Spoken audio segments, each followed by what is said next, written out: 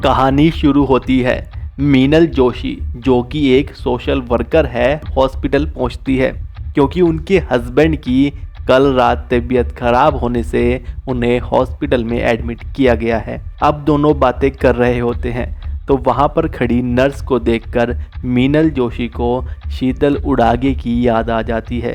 दरअसल शीतल उड़ागे भी कभी इसी हॉस्पिटल में काम किया करती थी और उसने ही मीनल जोशी को यह दूसरी जिंदगी दी थी। शीतल का नाम सुनकर नर्स चौंक जाती है और मीनल जोशी उसे बताती है कि वह कभी मेरी दोस्त हुआ करती थी, लेकिन नर्स बोलती है कि वो तो अभी भी यहीं पर है, क्या आप उससे मिलना चाहेंगे।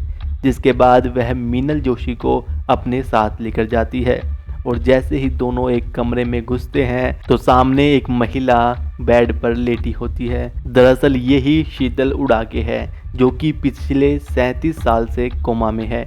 इनके शरीर की हड्डियां काम ना करने के कारण कमज़ोर हो चुकी है। वह बस सुन सकती है और सिर्फ दर्द महसूस कर सकती है। मीनल जोशी उसे देखकर उदास हो जाती है और जैसे ही उसके सिर पर हाथ फेरती है तो शीतल उड़ा के कांपने लगती है और ज़ोर ज़ोर से सांसें लेने लगती है।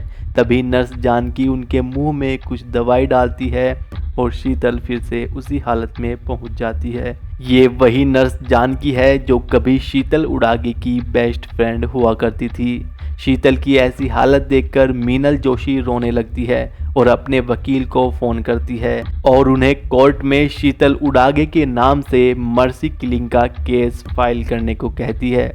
उधर हॉस्पिटल मैनेजमेंट जानकी को बुलाता है और उन्हें बताता है कि पिछले 37 साल से हॉस्पिटल शीतल का खर्च उठाता आ रहा है, लेकिन आगे से ऐसा नहीं कर सकता क्योंकि इससे पहले ही हॉस्पिटल बहुत सा नुकसान उठा चुका है। यह सुनकर जानकी परेशान हो जाती है, जिसके बाद हॉस्पिटल की सभी नर्सें मिलकर शीतल का खर्च उठाने का फैसला करती है।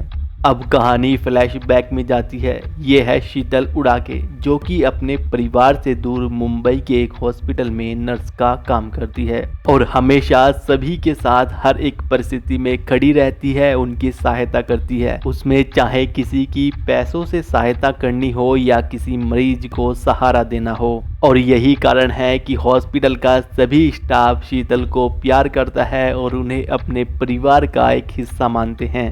और ये है जानकी जो कि शीतल की बेस्ट फ्रेंड है और शीतल के हर एक डिसीजन में उनके साथ खड़ी रहती है। और एक रात को हॉस्पिटल में बड़ी सीरियस कंडीशन में एक मरीज को लाया जाता है। दरअसल यह मरीज वही मीनल जोशी थी। इनकी कंडीशन इतनी खराब है कि इन्हें बचाने के लिए जल्द से जल्द इनका ऑपरेशन करना होगा। सभी स्टाफ ऑपरेशन रूम में पहुंच जाते हैं, लेकिन ऑपरेशन तो डॉक्टर अभय के बिना नहीं हो सकता और डॉक्टर अभय तो टेरेस पर नैन्सी के साथ 1 2 3 कर रहे हैं और नैन्सी भी इसी हॉस्पिटल में नर्स का काम करती है। मरीज की तबीयत ज़्यादा खराब होने लगती है और डॉक्टर अभय की ना मिलने के कारण शीतल खुद इस ऑपरेशन को करने का फैसला लेती है। काम खत्म करने के बाद जब डॉक्टर अभय नीचे आते हैं तो सुमेन उन्हें पूरी घटना के बारे में बताता है।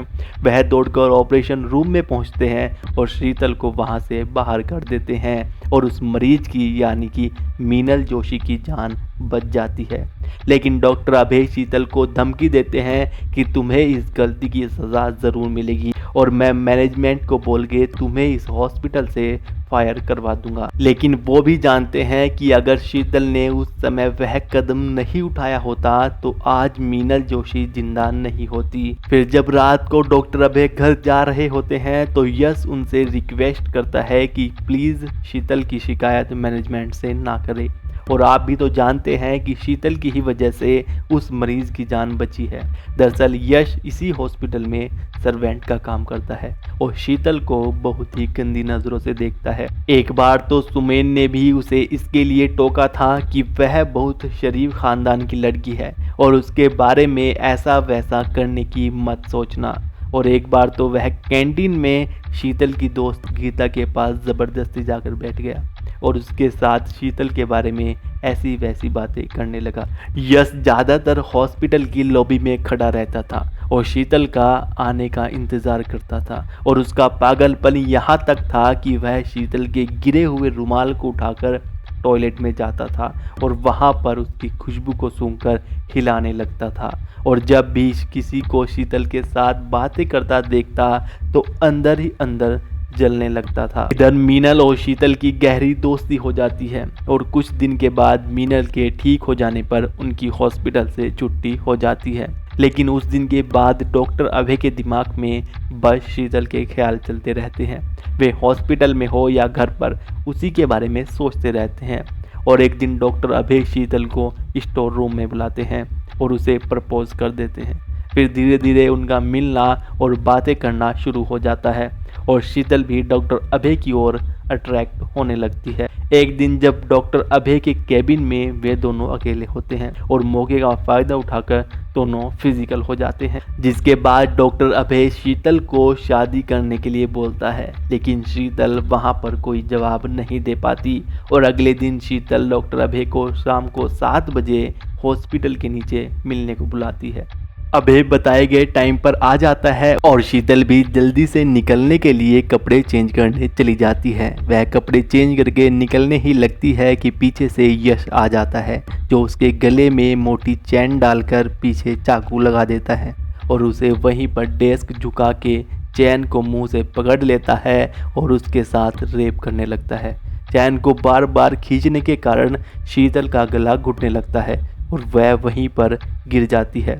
और फिर काम खत्म करने के बाद जब यश उसको हिलाकर देखता है, लेकिन वह तो बेसुध हालत में होती है। यश उसे मरा हुआ समझकर परेशान हो जाता है और उधर शीतल के न आने के कारण डॉक्टर अभय भी परेशान होने लगते हैं और शीतल को ढूंढने हॉस्पिटल में पहुंच जाते हैं। वे जानकी से शीतल के बारे में पूछते हैं और फिर पूरे हॉस्पिटल में उसे ढूंढने लगते हैं, लेकिन शीतल कहीं नहीं मिलती। और उधर यश उसे पीछे वाले रास्ते से खींचते हुए हॉस्पिटल के बाहर लेकर आता है और वहां पर खड़ी एक एम्बुलेंस में उसे बिठा देता है। फिर रात में जब किसी मरीज को लेकर जाने के लिए उस एम्बुलेंस का दरवाज़ा खोला जाता है तो वहां पर शीतल की बॉडी मिलती है और उसे जल्दी से हॉस्पिटल में एडमिट किया जाता है। लेकिन दिमाग में सूजन आने की वजह से शीतल कोमा में चली जाती है। पुलिस इन्वेस्टिगेशन करती है और यश पकड़ा जाता है, लेकिन इधर शीतल की हालत को देखकर उसके अपनों ने भी अपनाने से मना कर दिया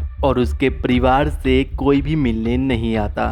डॉक्टर अभय भी कुछ दिन के बाद हॉस्पिटल छोड़कर दूसरा हॉस्पिटल ज्वाइन कर लेते हैं और अब तक इन 37 सालों में कभी मिलने भी नहीं आए। उधर शीतल की मर्सी किलिंग केस की सुनवाई होती है, जो कि कई महीनों तक चलती है और आखिर में शीतल को उसके रिलेटिव ना होने की वजह से कोर्ट मर्सी किलिंग की रिक्वेस्ट को कैंसिल कर देता है और शीतल की जिम्मेदारी हॉस्पिटल स्टाफ को सौंप देता है। लेकिन अब तो शीतल भी जीना नहीं चाहती। वह जानवी को दवाई लेने से मना कर देती है, जिसके बाद जानवी शीतल की ऑक्सीजन बंद कर देती है और शीतल जिंदगी की इस जंग में हार जाती है। और इस वेब सीरीज का यहीं पर एंड हो जाता है। और आपकी इस वेब सीरीज के संबंध में क्या राय है, हमें कमेंट करके ज़रूर बताइएगा। वीडियो को लाइक और शेयर कीजिएगा। चैनल पर नए आए हैं तो सब्सक्राइब करके बेल आइकन भी दबा लीजिएगा।